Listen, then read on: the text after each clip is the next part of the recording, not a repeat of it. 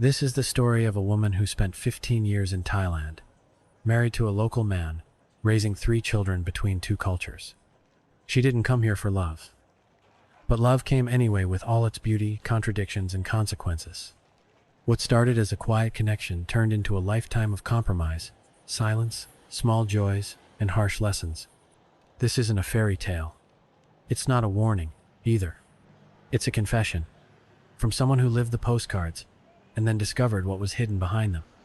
If you're thinking about building a life in Thailand or falling in love, here listen carefully. Because once you're in, it's never just about the person. It's about their family, their culture, and an entire world you didn't know you were marrying. Her story is raw. It's real.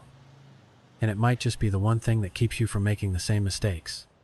Don't forget to subscribe if you want more true stories like this, straight from the hidden corners of Thailand. A life I built brick by invisible brick. A family that doesn't always make sense but is mine. A home that may never be in my name but is still where I belong. I've been living in Thailand for 15 years, long enough to stop being a tourist, and long enough to see what lies beneath the postcard paradise. I didn't come here for love. It just happened. And it didn't happen with a fellow expat, or some whirlwind summer romance. It happened with a Thai man. Quiet, respectful, warm. At least that's how it started. And if you think this is another dreamy, I found love in Asia story, it's not. This is about what happens after the honeymoon glow fades. When the cultural differences hit harder than the heat. When the laughter turns into long silences. And when you find yourself wondering, did I choose this? Or did I just drift into it? Falling in love in Thailand is easy. But living that love, day in and day out, is something else entirely. Here, family doesn't mean mom and dad and siblings. It means everyone. Cousins, cousins of cousins, neighbors, people you've never seen before who still get to call you sister. There's a phrase they use here, marry a Thai, marry the village. I thought it was just a joke until it was me cooking for a dozen strangers in my own kitchen, paying for restaurant bills I didn't agree to, buying groceries for people I'd never invited. There's no such thing as just the 2 of us in a Thai marriage. If you're with one, you're with all. And if you're a foreigner, the assumption is you have money. You'll pay. Always. No one asks you directly. They just make space at the table, drop things in the shopping cart, and step aside when it's time to pay. It's not rudeness. It's not even entitlement. It's a cultural default. You want to show you have a good heart? Then be generous. You want to be respected? Open your wallet. I learned that the hard way. I didn't grow up rich. I wasn't spoiled. But compared to them, I was the outsider with the endless supply of resources. And trust me, they will test how deep your pockets and your patience really go. The first time I truly felt the weight of this dynamic was during a so-called family dinner. We were supposed to just meet his parents for a quiet meal. Instead, they brought uncles, aunts, a neighbor, and even someone's friend from work. 12 people, none of whom offered to chip in. We stopped at a supermarket on the way, and they filled the carts with snacks, fruit, slippers, fried chicken, and random junk. When it was time to check out, they simply walked away from the cashier and left me there, holding the bill. No eye contact, no discussion, just expectation. And that's the word I'd use for most things here, expectation. It's not just about money. It's also about place. In Thai families, the elders come first. Always. No matter how strong your bond is with your partner, if his mother wants something, you will be expected to step aside. If his uncle decides to move in for a while, you won't be consulted. If an older cousin needs a loan, it will be assumed that you, the Farang, will offer it. Respect flows upward, not outward. Your voice is not equal, not here. At first, I tried to set boundaries. I tried to talk to my husband about splitting bills, about saving for the future, about personal space. But in Thai culture, confrontation is seen as a loss of face. They don't argue. They go silent. They disappear. Or they smile and agree with you, and then do the opposite behind your back. That's not deception. It's just how harmony is maintained. Better to lie than to offend. My husband is a kind man. He's never raised his voice, never laid a hand on me. But kindness here doesn't mean transparency or responsibility. It means keeping things calm, even when things are falling apart. like when we ran out of money because he spent everything on lottery tickets, or when he gave away my phone charger to his cousin because they needed it more, or when he let his unemployed brother move in for months and sleep all day, play video games all night, and contribute nothing, not even a thank you. Sometimes I wonder if I stayed out of love or out of stubbornness, because I believed that if I just learned more about the culture, adapted more, gave more, it would all balance out eventually. But Thailand doesn't meet you halfway. It expects you to come the full distance, smiling. And if you can't smile, at least be quiet. I learned that Thai men don't argue when things go wrong. They vanish. One time, after losing a job, my husband shaved his head, put on orange robes, and entered a monastery. For weeks, he didn't call or message. Just left me at home with rent due, our daughter sick, and his brother still on the couch. Later, he told me it was about cleansing karma, that he needed peace, that this was what men do when life becomes too heavy. I should be proud, he said, proud of his spiritual path. I didn't feel proud. I felt abandoned. And yet, in the silence of those weeks, something changed. I stopped waiting for him to fix things. I started fixing them myself. I called landlords, borrowed money, took freelance work online just to keep us afloat. I bathed our child, cleaned the mess, and somehow managed not to cry every night. When he returned, peaceful and smiling, he brought me a flower from the temple. He thanked me, and life went on. No apology, no discussion, just a gentle return to normal. Over time, I realized this pattern repeats everywhere. Thai culture doesn't teach confrontation. It teaches endurance. Suffering is accepted. Complaining is weakness. You don't push people to change, you wait, or you walk away. But I had nowhere to go. And somewhere deep down, I still believed in us. In the idea of family, even if it didn't look like what I imagined back home. There's a quiet heartbreak in being the only one planning for the future. Thai families live for today. If they earn 500 baht, they'll spend 600. If there's no money for food tomorrow, well, that's tomorrow's problem. Lottery tickets are bought before rice. New clothes are prioritized over fixing a leaking roof. It's not recklessness, they say. It's hope. If we give, we'll receive. If we smile, good things will come. There were moments when I thought I'd lose my mind. Like when we finally moved into a small condo that I helped pay for but couldn't legally own. Foreigners can't hold land in Thailand. And though you can technically own a condo unit, in practice everything is still safer in a Thai name. So we registered it under his. I told myself it didn't matter. We were a family. We had trust. But deep down, I knew the truth. If anything went wrong, I had no protection. I've seen too many expats lose everything. Men crying on bar stools.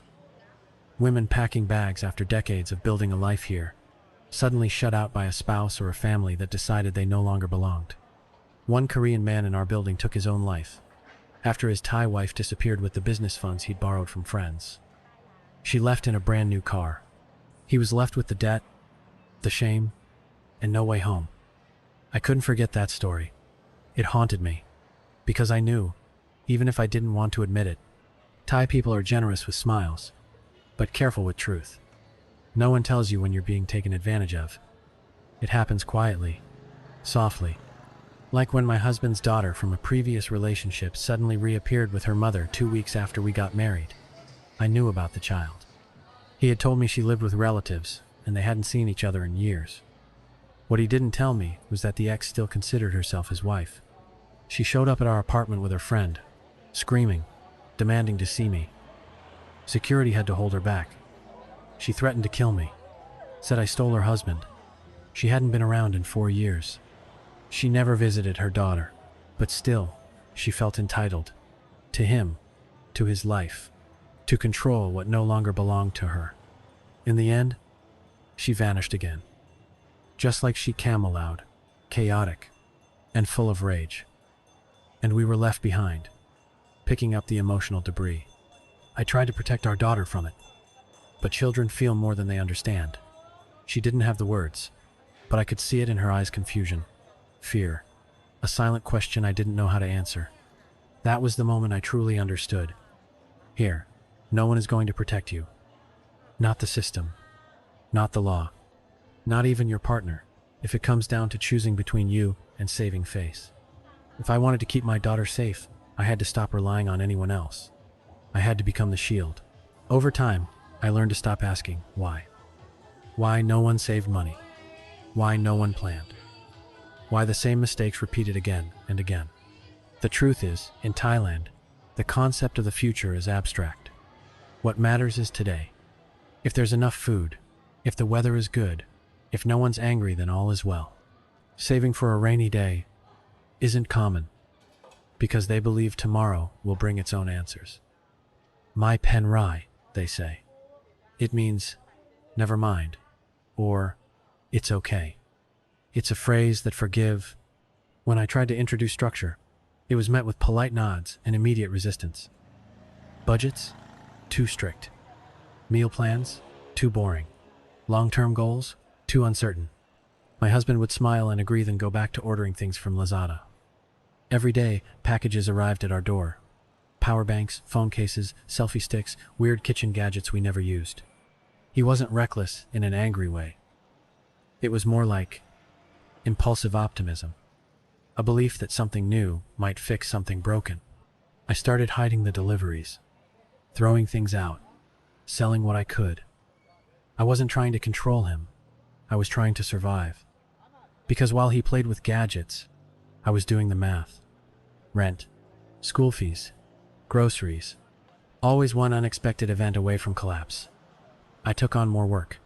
Freelance writing, translating, even online tutoring late at night. I became the planner, the protector, the quiet engine behind a life that constantly threatened to spin out. Still, he was good with the children. Patient, gentle, endlessly playful.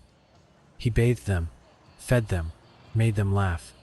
Thai men may not show affection in the Western way, but he loved them in his own quiet, consistent manner. He taught them not to shout, not to judge, not to cling. And somehow, they grew up calmer than I ever imagined. Maybe that was his gift that didn't panic. He didn't pressure. He just accepted. And maybe that's what helped me stay as long as I did. But love built on imbalance is a love under strain. I carried the financial weight, the cultural negotiations, the fear of losing everything that wasn't in my name. I had moments, so many, where I felt like a guest in my own life. Like I was visiting someone else's family, someone else's home, someone else's rules. At home, we spoke in 3 languages: Thai, English, and the quiet gestures of 2 people who learned to understand each other without needing full sentences. Some days our conversations were patchworks, fragments of words, looks, and long pauses. But somehow, we understood. Not perfectly, not always, but enough to keep. When I look back now, I don't feel regret. Not even for the hard days. Especially not for those. They taught me more than any book or guide ever could. I learned what it means to give without praise. To stay when walking away would have been easier. To live without certainty. And still, I won't romanticize it. There were nights I cried quietly in the dark, wondering what I had become. There were mornings I wanted to pack a single bag and vanish. There were fights that never exploded, just lingered in the air like smoke, choking us both without flames. But there were also small, quiet victories. A meal shared without tension. A soft thank you. A child's laugh. A simple gesture, a bowl of soup left out F. I used to think I could change him. That with enough time, he'd become more like me, more structured, more future-focused, more aware of the weight I carried. But he didn't change. Not really. And I realized, that's not love. Love isn't about changing someone. It's about surviving the parts of them you'll never fully understand, and still choosing to stay. So I changed. I became stronger, not louder, not colder, just steadier. I stopped needing to be understood all the time. I stopped chasing the illusion of balance. I stopped hoping that love alone would make everything fair. And in that space I found something real. Not a fairy tale, not happiness on demand, but something more honest. A life I built brick by invisible brick. A family that doesn't always make sense but is mine. A home that may never be in my name, but is still where I belong.